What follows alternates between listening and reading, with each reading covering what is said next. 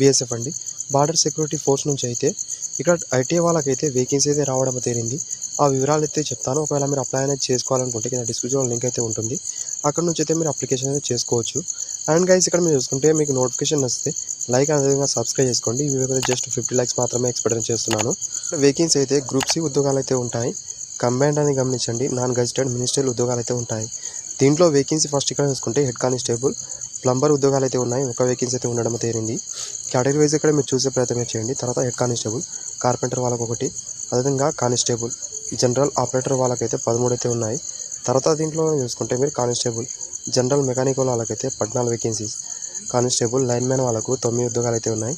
కావాల్సిన క్వాలిఫికేషన్ ఏంటి మిగతా కూడా చెప్తాను. దానికన్నా ముందు అయితే హెడ్ కానిస్టేబుల్ వాళ్ళకైతే పే లెవెల్ 4 కింద సాలరీ అయితే ఉంటుంది. బేసిక్ 25,500 అయితే ఉంటుంది. దీంతోపాటు అన్ని రకాల అలవెన్స్ కూడా ప్రొవైడ్ అయితే చేస్తారు. అండ్ నెక్స్ట్ కానిస్టేబుల్ ఉద్యోగాలకైతే పే లెవెల్ 3 కింద సాలరీ అయితే ఉంటుంది.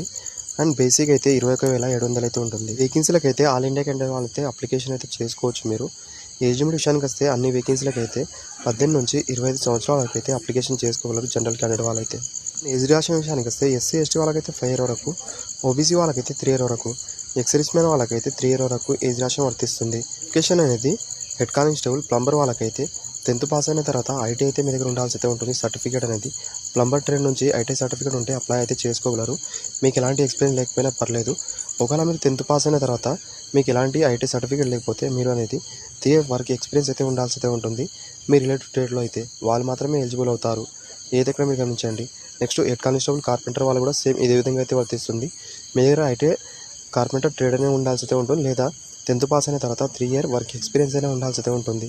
కానిస్టేబుల్, జనరేటర్ ఆపరేటర్ వాళ్ళకైతే 10th పాస్ అయిన తర్వాత ఐటీ సర్టిఫికేట్ అయితే ఉండాల్సి అయితే ఉంటుంది. ఏ ట్రేడ్ నుంచి ఇక్కడ చూసుకుంటే మీరు అనేది ఎలక్ట్రీషియన్ కావచ్చు, వైర్ మ్యాన్, డీజిల్ మెకానిక్, అదేవిధంగా మోటార్ మెకానిక్ వాళ్ళైతే ఎలిజిబుల్ అవుతారు ఈ వేకెన్సీ అయితే.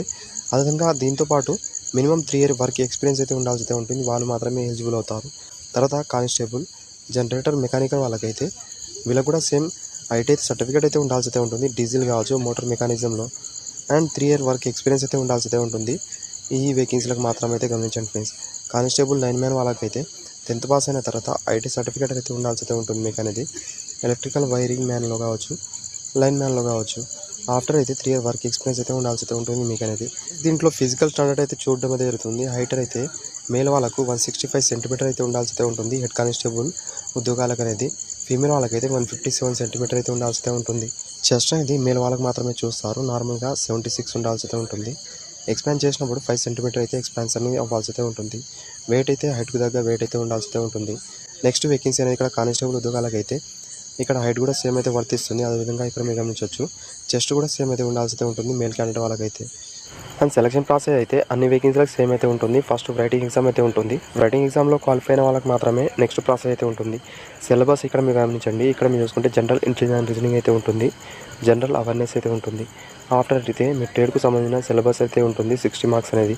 టైమింగ్ అయితే ఇక్కడ మీరు గమనించవచ్చు 2 hour టైం అయితే ఇస్తారు మీకు అనేది. రైటింగ్ ఎగ్జామ్ క్లియర్ చేసుకున్న వాళ్ళకైతే first document verification, physical standard కావచ్చు, అదేవిధంగా ఫిజికల్ ఎఫిషియన్సీ టెస్ట్ కావచ్చు, ట్రేడ్ టెస్ట్ లేదా ప్రాక్టికల్ టెస్ట్ అయితే పెడతారు.